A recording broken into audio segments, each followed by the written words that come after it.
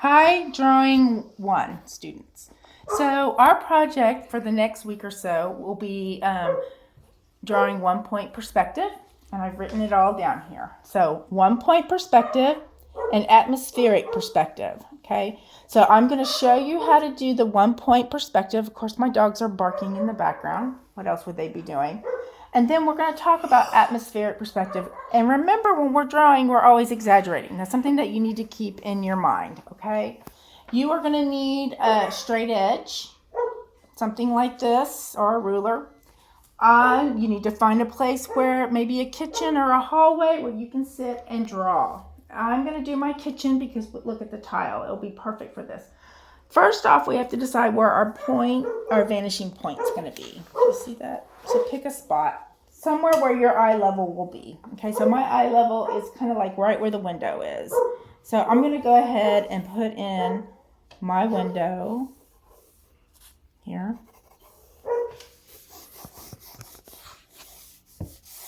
All lines that go up and down and across the room are not affected by my perspective, okay? It's not affected by this vanishing point. So do you see how my window has no angles? So of course it's going to be just like that. Now, where the angles come through, oh, that dog. Okay. Can you show them? This is what I'm drawing right through here. So see how the counter has a diagonal, right? And then the floor itself has one. So we're going to put this up. So I do both. So, I don't know if I have an eraser. Dang it. Okay, so see this wall? It goes up and down. So, and what I'm looking at is the relationship between here and this wall. And I'm not going to put all this junk in here. Clean up your room, right? You're the artist. You can change it. Is that very straight? I don't know. Let's look at that. So I'm looking at yeah, that's right. Okay. Oh, and I was going to put some flowers right there. Oh, okay, we'll do that in a minute. So then this cabinet right here, do you see how that is just up and down again? Has it got any angle? No, it does not. Oh, and it goes all the way up to here. This kind of cuts up. I should have moved so you could really see. And then this, it really goes this way, but I don't know why it does. Yes, I have to sit here and really think about it. This is not the easiest. It is easy and it's not easy. That's the best way to describe it. If you don't think too much about it and just do it, you'll be fine. The reason why I really picked this was to talk about the tile, okay? And so what I do, you can measure it out even if you want because tile isn't man-made. Okay, so then watch this. This is so cool because then remember, the things in the front get bigger and things that go recede into the background get smaller. Yep, that's right. So here we go. I'm going to show you. It is so cool. So if you can find a place that has tile to practice this, it's very dramatic. And you can't see anything because right now I'm doing it. I'm just following. So every time I'm lining it up here, but I'm not. So I want to put the bases in first so that I don't. Oh, isn't that cool? So I don't have to go all the way up and then erase. I learned that a long time ago. That line's not very straight. So I'm going to do that again. And I'm going to do another one like right here. Right? Don't you think? Yeah. And then I'm going to do one. Okay, so see how this gets smaller as it goes and proceeds back? So weird, isn't it? But then all of a sudden you have great depth. Now, when you go to put in your vertical lines, of course they don't change. Look, those go, so you don't have the vanishing point to mess with. What is he doing? There's always something going on in this house. Oh my. He wants in. Okay, now what? Wait, this is very important. So remember, this is the middle background. So look, as I move towards the foreground, I'm going to make it wider. A lot of people don't understand that. And there's no exact science on it. You just have to kind of remember to do it. I want to do it. Do what? Oh, make the tiles bigger. Wider. Yeah, as you go. And it's not perfectly straight. And that's something that always seems to happen when we're doing. I'm just going to go in there and fix it up a little bit. Okay, there we go. So pretty simple straightforward. I'm not going to do anything crazy here because I'm not in the mood to deal with it. So this is going to go here. And then I'm going to do, this is all you have to do is pick, pick a room in your house and draw. And I want you to practice with color. Okay, is there anything else? So I'm going to put the refrigerator in here. I don't care where you do it, wherever you want, okay? That's too high. I can't see any angle. When I look at it's flat. So you just kind of have to kind of, in your mind, keep it. Yeah, that looks good. Oh, let's do one more for this counter. So look, okay, so let's see how I lined it up. I'm going to put it right here. And then I'm going to make it go back like that because that's where the counter sits. Isn't that easy? Just think about, I mean, you kind of think about it, kind of don't think about it. That's our best. And then let's do this guy right here. So this is more cabinet up here. And look, it even does it when you go up here. Is that right? I don't know. We'll see. Yeah, it is right. So weird. Whatever. So you just kind of go with it, okay? Do you see how I did that? Now, this is the next part. And I don't know if I have an eraser. Of course I don't have an eraser. What else would I have? Because I'm not in my studio. So you're just going to have to ignore it. I'm just going to make it. Oh my. Now, this is where the color theory comes in. And it's very important. Oh, I really want this. And I wanted to put my little plants in. Let's see. Like this. So this is that shelf here. He's like, come in, let me in. Okay, so do you see how I did that, guys? I'm going to put my plants in here.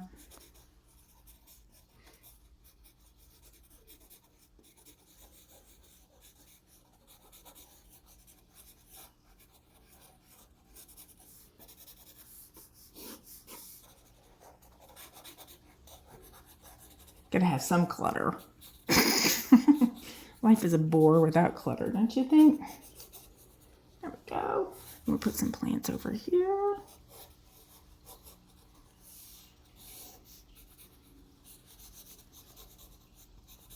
Oh, that needs to be a little bit bigger. There we go. Now that looks a little bit more like my house. I think if it was a better representation, this would be further back. Because yeah, probably. You don't really have enough room to put the rest of the You're right. counter. That's okay. But it kind of looks like it's kind of just whoop. That's okay. And remember, I'm not aiming for perfection here. Thanks, Leo. He's my scientist. Remember, I'm not going to get mad at you if it's not perfect. I don't care. Okay. Thank you, though. Leo is very right. Okay. Now, what we're going to do now is we're going to talk about atmospheric perspective. So everything up here close to me is going to be... we're going to focus on more orangey colors. So look at this. This is, I kind of arranged it how you're going to use it. This stuff doesn't mean you can't use blue in the foreground. You definitely can. But you're going to lighten, or you're going to focus more warm colors right here in the foreground. This is my foreground right here. The middle ground is going to be these mixed colors in here. And then your background is going to be the light grays and blues and not so much detail. Okay? And especially since it's a warm color. But you are the artist, remember? And you get to decide how you get to exaggerate things. I think we talked about this before, how important it is for us to exaggerate so that you can develop the, because it is a warm wall. Now, I am using color pencil because I don't have that really big paper that you guys are using. You need to work with pastel. Okay, it's required, not a choice. You do not use color pencil because it will drive you nuts. You will be working on this forever. Okay, so please work large on a big canvas and you are going to, and even if you look at it, it looks like it's more in shadow. So just accentuate that a little bit, play with that. Actually, you could say this is accurate if you were closer. A little closer, that's right. I'm a little too far. I should have made it smaller. But you know me, I like to draw what? Big. Yes. Okay, the bigger so you just want to go in there and you're going to use your blues, but you can use nice pretty greens. But do you see how I'm kind of going in there? I'm going to accentuate the grays. And this is a beautiful gray blue. You can make it, you can put your blue in and then put a little bit of black in. I try to stay away. I don't know, I'm not the biggest black fan, so I tend to stay away from black.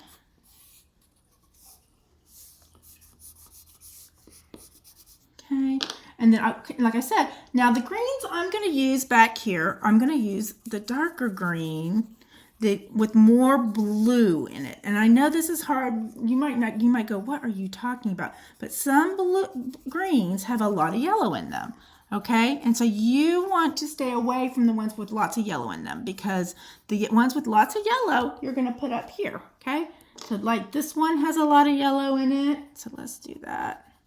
Remember, we're going to put more detail in The closer. Yes, good job. So we're going to really build this up, and we're going to use, this is mid-ground, so oh yeah, let's get.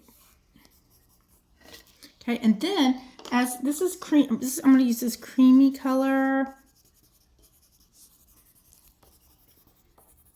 I think you should have used the same color on the wall. Oh yeah, I'm going to. Watch this. Thanks, because it's got the grout. You see? But as we start to go to the foreground, I'm going to change it to more of an orangey color. And how you do that is you just start working it up, and you transition it into, see, so I'm going to do a little, do you see how I'm kind of going back and forth with it? And then I want this brown. This brown, my chocolate brown has a lot of blue in it, and it will help pull this back.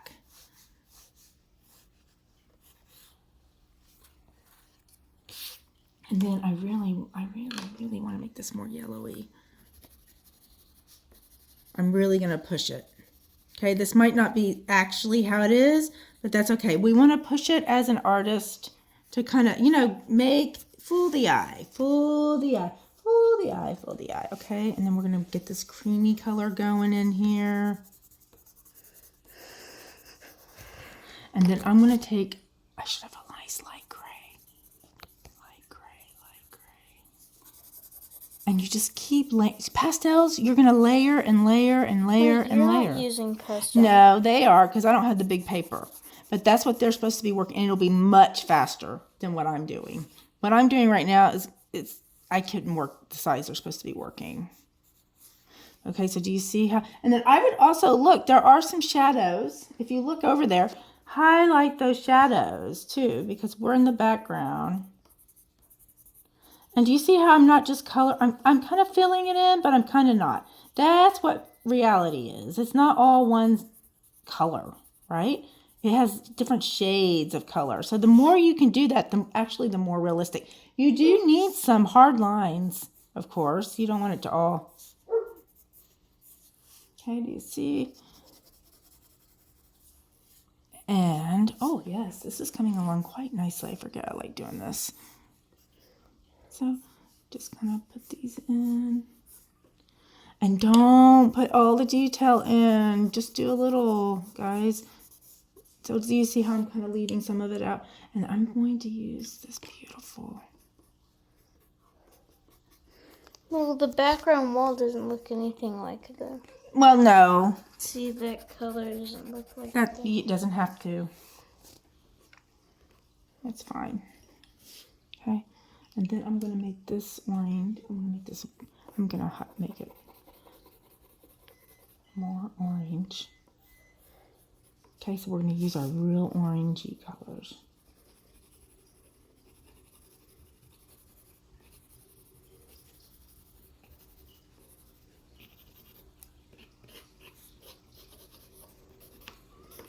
But do you see how I changed it? It still looks realistic enough. Because I'm kind of going through. Let me see. I need this blue color.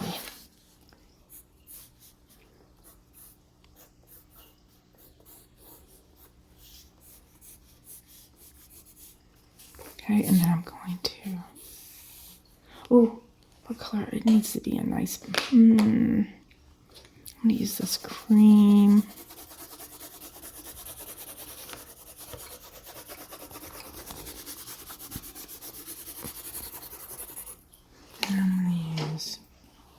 I think I'm going to make it more orangey. I'm going to exaggerate. And I don't like that. That makes me upset. I don't have an eraser. That's... Then yes, that's what I do when I don't like something. Okay, so do you see how the foreground I'm making more orange?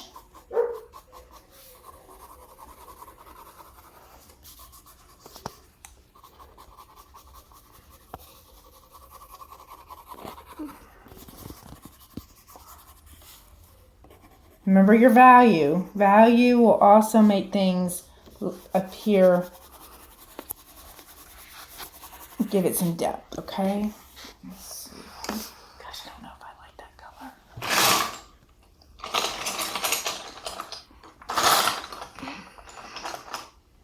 How long are we? 16 minutes. Okay, you guys get the idea. So you're just going to sit there and you're going to work this up. Oh, God, you're sitting. But do you see how you got your warmer colors? Remember, the warm colors, use my chart. So, warm colors are the green, yellow, and red. And they're up in the front, literally. I did exactly that. So, see how this is right here? Middle ground is a mixture of those two, of the warm and cool colors. And then in the background, you use the more blues. Where did I put it? Blue, gray, purple. I would always do greens in here unless the greens have a very blue tinge to them. Okay? See, and you can, I forget, let's put the trash can in. You don't have to show everything. Well, I'm just saying, you can use blue if you want. Like, so see the trash can here? There's another vanishing point somewhere. It doesn't matter. So I'm going to put, so you can use very bright blues in the foreground. So don't feel like you can only use blue in the background. You can use it. It's just that you're going to use a different color of blue. You're going to use more green, yellow, blue, a bright, clean blue. Okay, so you have to understand that all colors kind of have two ranges. Blue can be more purpley, or blue can be more green, or have a little bit more yellow in it. And that's where what you have to figure out how to see how you can still have the blue up front too. Okay, so that's what I want you to do. I want you to work on that on a big canvas, on a big piece of paper, pastels.